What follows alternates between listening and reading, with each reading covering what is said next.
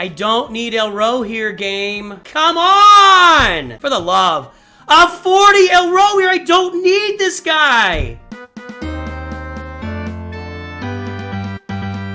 Greetings and hello there, everyone. It's me, your Middle-earth dad, Nooch Too Good. I'm in full recovery playing mode from the Elrond event. It wore me out yesterday.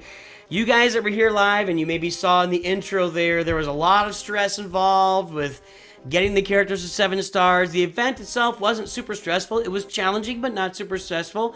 But yeah, so the Elrond event is complete. And I wanted to talk about 5 things that we learned from the event. Now, this is, we learned from this event. We can think there's going to be future legendary journeys in the game, legendary adventures. So what things from this adventure might apply to future adventures, can help us in the game with our farming as we move forward? What are 5 things we learned from this event? Let's start with the very first one. You can't have enough gold. I started this event with 4.2 million gold. That's 4.2 million gold. That's what I had at the beginning of the event. Now you can see up here at the top, it's I got this glitch where it's a little white box. That's my gold. I now have 18,000, and that's a day later with me running the gold event. I already ran the gold event for whatever I get out of the 100, where is it here? It's 120,000, 120,000 for that. And I've upgraded Elrond to several levels. He was at 33, now he's at 41. You know, I've spent some gold since then, but I went through all of that gold upgrading my characters, and I even had to go to the shop. I to the chests, and I did a bunch of these. A bunch of these 150 gem chests for lost treasure to get gold out of them. I did a bunch of those. I'm not doing them now. You cannot have enough gold. 4.2 million gold for me, and I was sitting there with, I had 5 stars across the board. I think I don't know if I had Lomion at 5 stars or I upgraded to 5 stars after, but I basically had 5 stars across the board on my elves and 4.2 million gold. It was not enough to get a 7-star Elrond. So I've said it before, I'll say it again. The gold crunch is real in the game. It never goes away. You can never have enough gold in Lord of the Rings, Heroes of Middle-earth. So save your gold, folks. Hoard it, save it wherever you can. The second thing we learned, here are the likely packs that we learned about the packs that are going to be likely. Now, again, there's no guarantee here, but the packs we saw for this event to get the characters to 7 stars are likely to be similar and repeated for future legendary events. Let's talk about it. Of course, we have the Eladon and El Arwen packs here. $1,000 per pack, and your chances are, let me go over to, I'm gonna go, where am I going here? Top left, Europe. Like and subscribe, you fools. Your chances are 70% to get 17 shards of Arwen in each pack. I hit that probably 90%, it felt like. I don't know, I didn't keep the numbers, but that's what it felt like. 25% chance for 5%. You can always click on these. You can click on the chest and see your chances for the drop rate. Same thing with Eladon. These packs are going to continue forever. I guarantee 100% these are the packs that will be here on all of these marquee characters. When you get a marquee character like Arwen or Eladon, they launch them. You get them to 3 stars. You pay $20, get them to 4 stars. And then anything above that is going to have to be drawn from this pack. These packs are not going to change. This is how these are going to be. But we learned about a new pack.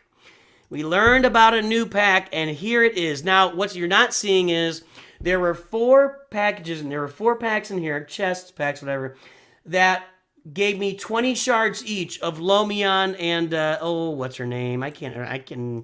Lelio, okay? So there were 4 packs I could buy for $10 each that were 20 shards of each of these, okay? So those packs will be available. You can buy 20 shards of 2 of the characters for $10 each. So that's $40 if you're going to buy 80 shards of each, okay? Then you're going to be drawing from these random packs that cost you 400 gems each time. And I will tell you, the little clip you saw at the beginning of this is exactly what I was going through when this was brutal on me. Only what I needed was Lomion. I already had Elro here. I had enough for 7 stars. I already had enough for 7 stars on Naramiri, I had her enough for 7 stars here. So I only needed Lomion. And he was the least amount of shards I got. I got way more. I almost got double Elrond here shards for the amount of Lomion shards I got. So a few things we can glean from this. Let's go back and take a look at our farming here. The first thing I'm going to say is if you have a character that's coming up that you know is going to be needed for the event. We knew Lomion was going to be needed for the event. I don't know how far forward, but you had an idea from data farms and everything. We needed 5 elves. If you need a character for the event and they're on a regular node, it's probably worth it for you to refresh that as many times as possible during the day. I don't know if I'm going to go to 400 and 800, but I think probably the 200 refreshes on this node are going to end up being worth it for future journeys. So keep that in mind. I was refreshing him to 100 most days. I did all of, so it's like 25 the first time, 50 the second time, 100 the third time to refresh this node. Then I assume 200, then 400, etc. I was going to get to 100 most days, so 3 refreshes. Some days I only do it to the 2 refreshes. I don't think you can refresh this node enough times. Maybe just the 200 energy. That's the first thing we learn with those normal energy farms, okay, or light or shadow campaign, whatever you want to call it. The second thing we learned is that if these patches are going to come out for multiple characters, and those characters are available in guild farms, and so I farmed both Elrond here in Chapter 3 of the guild campaign, and I farmed Naramiri here in Chapter 2 of the guild campaign. I had them both ready for 7 stars. It turned out I could have been using that energy for other parts of guild campaign because I didn't really need them at 7 stars because I drew all sorts of extra shards from them from those chests. So, I don't know, up to you. I did end up with a bunch of shard shop currency, which I'm just going to save for now. I'm not going to spend it right now because I had all those extra Elrond here and Lomion and shards on my run. I think I actually had Leliel. I think I got her ready to, I can take a look at that. But I have now 958. No, wait. Is that right?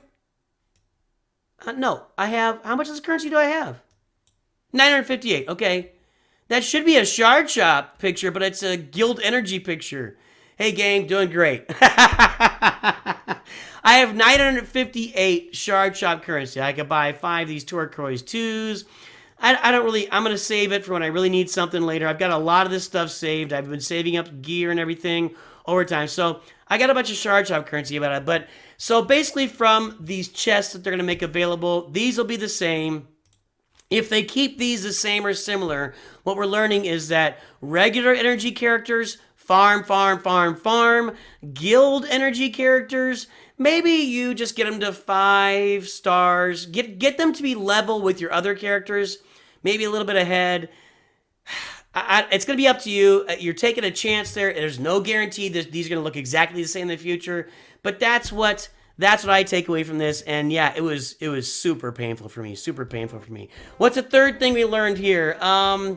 Hey, maybe 5 to 6 star characters are going to be okay. I really went after it here. It was not a cheap experience.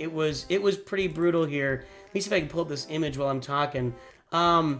Yeah, I spent $1,200 yesterday. I kept refreshing my crystals throughout the month, so I spent probably 100 to 150 on crystals, refreshes throughout the month, and where am I here?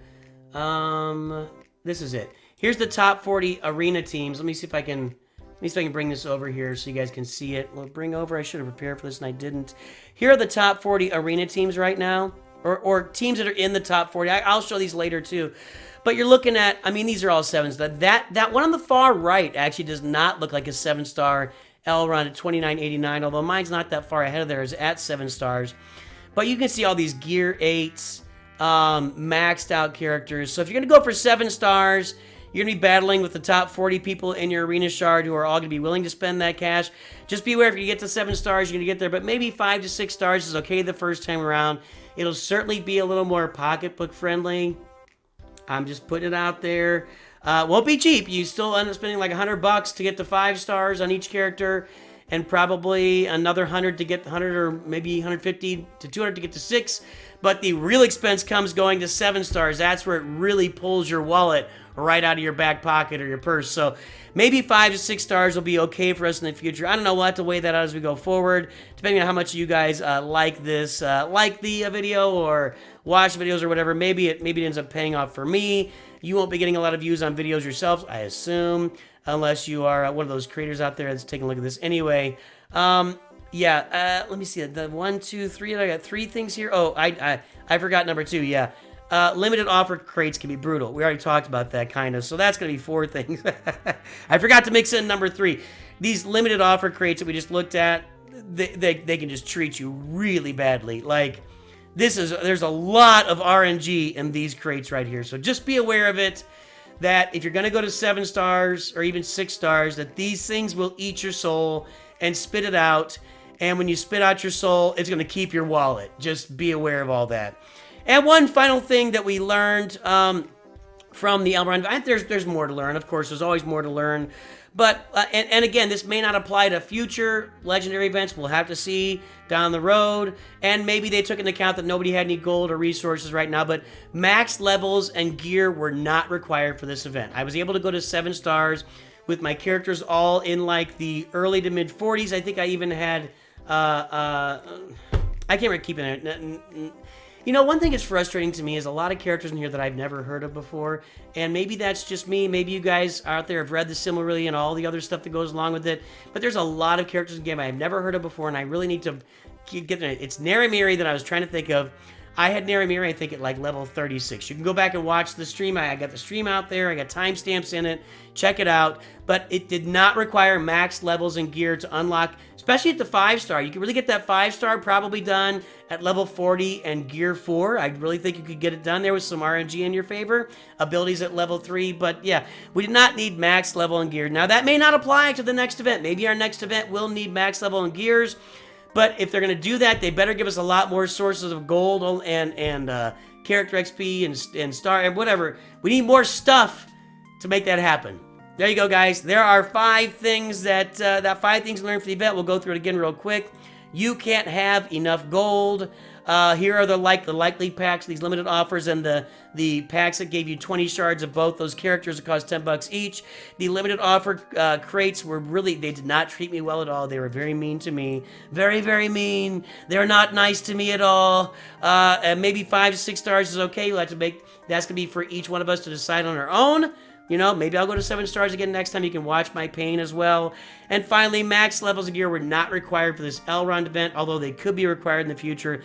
That's what we got. 5 things we learned from this first legendary event, the Elrond event. Let me know what you learned that maybe I'm missing out on. I'd love to hear about it. Make sure to do the liking and subscribing. We got more videos up here popping up. Have a great day. I'll talk to you soon. Always remember, Nooch too good.